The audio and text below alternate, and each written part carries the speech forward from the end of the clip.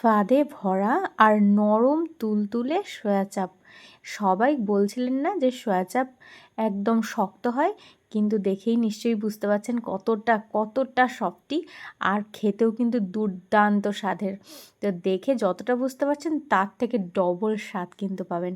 তাই চলুন দেখে নেওয়া যাক সয়া চাপ রেস্টুরেন্ট স্টাইল কীভাবে বানিয়েছি, চটপট দেখে নিন। তো প্রথমেই আমি একদম ফ্রিজ থেকে বের করেছি পুরো ফ্রোজেন সয়া চাপ।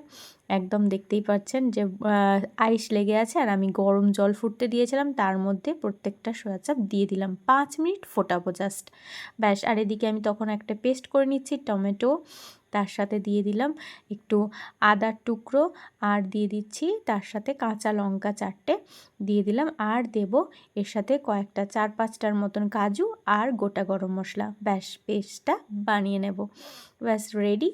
আর এদিকে আমার যেটা হচ্ছে সয়া চাপটা আমি দিয়েছিলাম, ওটা 5 মিনিট হতে আমি জল থেকে তুলে নিয়েছি, আর এই যে এইরকমভাবে দেখতে হয়েছে। এরপর আমি এটাকে হালকা করে করে একটু ছুরি দিয়ে, হালকা গরম আছে তাই ধরতে পারছি না, আমি হালকা করে করে একটু কেটে নেব। যে যেমন পারে একটু শেপ করে নিতে পারে, বাস বেশি না, যেন পুরোটা না কেটে যায়, তাহলে কিন্তু ভেঙে বেরিয়ে আসবে। তো খুব সফটলি এটা করতে হবে।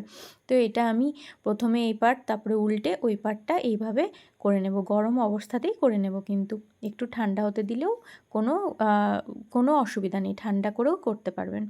তো যাই হোক, আমি এটা পরপর একটার পর একটা এটা এইভাবে কেটে কেটে হালকা করে, আমি বারবার বলছি বেশি কাটা যাবে না, এটা হালকা করে একটু কেটে নিচ্ছি।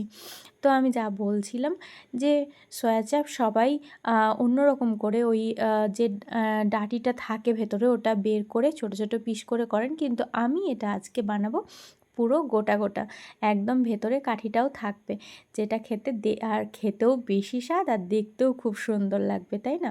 তো এইভাবে আমি এরমভাবে কেটে নিচ্ছি। সবাই এইভাবেই কাটার চেষ্টা করবেন, যে যেমন পারে শেপ দেবেন। তো তারপরে এই যে আমার কাটা রেডি, এরপর আমি একটু লবণ ছড়িয়ে দিচ্ছি। লবণ ছড়ানোর পরে এর মধ্যে হলুদ গুঁড়োও দিয়ে দিচ্ছি, দিয়ে আবার প্রত্যেকটা এই পিঠ করে উল্টে দেব, দিয়ে আবার এই পিঠে দিয়ে দেব লবণ পরিমাণ মতো হালকা ছড়িয়ে দেব, আর হলুদ গুঁড়ো দিয়ে ভালো করে এটা হাতে মাখিয়ে নিতে হবে, হাতে করে। তো এটা মাখিয়ে নেওয়ার পরে 5 মিনিট রেখে দেবো, যাতে লবণ হলুদটা ভালো করে ঢোকে। তারপরে এটা যখন 5 মিনিট হয়ে যাবে, ওই একটু বেশি না, কম পরিমাণ তেলে আমি এটা ভেজে নেওয়ার চেষ্টা করছি। তাই জন্য আমাকে দুবার ধরে ভাজতে হবে, যেটা 6 পিস দেখতেই পাচ্ছেন। তো আমি প্রথমে 3 পিস ভেজে নিচ্ছি, আর পরে আরও 3 পিস ভাজবো। আর ভাজাটা কিন্তু একদম হাই ফ্লেমে আর একদম মচমচে করে ভাজতে হবে, একদম দেখতে পাচ্ছেন, মানে একদম গোল্ডেন ব্রাউন যাকে বলে। তো 3টে ভাজা হয়ে গেছে, পরে আমি আরও 3টে এরকম গোল্ডেন ব্রাউন করে ভেজে নিলাম, নিয়ে প্রতিটা ভাজা হয়ে গেছে একদম, কিন্তু ভাজাটা কড়া ভাজা হতে হবে। ব্যাস, এরপর ভাজা রেডি। আমি যেই তেলটা ছিল তার মধ্যে এখানে আমি কাশ্মীরি লঙ্কার গুঁড়ো আর হিং দুটো জলের সাথে গুলে রেখেছিলাম, ওই তেলের মধ্যে দিয়ে দিলাম।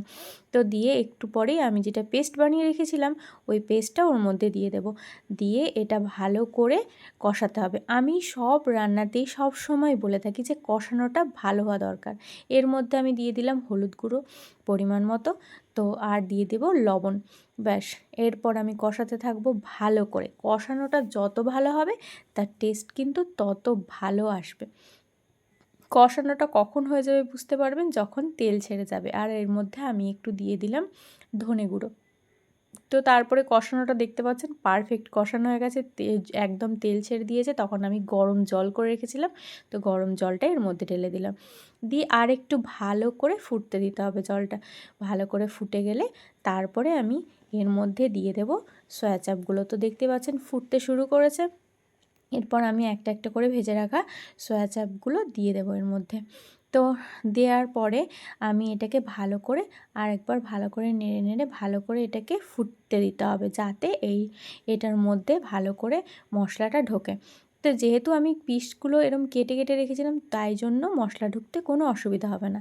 এরপর দেখুন একদম রেডি হয়ে গেছে, দেখেই মনে হচ্ছে কালারটা চলে এসছে, আর দেখতে কত সুন্দর লাগছে।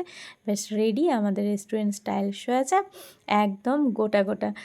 আর তেমন স্বাদ, তেমন দেখতে তেমনই স্বাদ হয়েছে, কিন্তু খেলে তারপরে বুঝতে পারবেন। একবার বানিয়ে চটপট করে বানিয়ে একবার খেয়ে দেখুন, তারপরে আমাকে কিন্তু বলতে ভুলবেন না কেমন লেগেছে। ভালো লাগলে অবশ্যই একটা কমেন্টে শেয়ার করে দেবেন।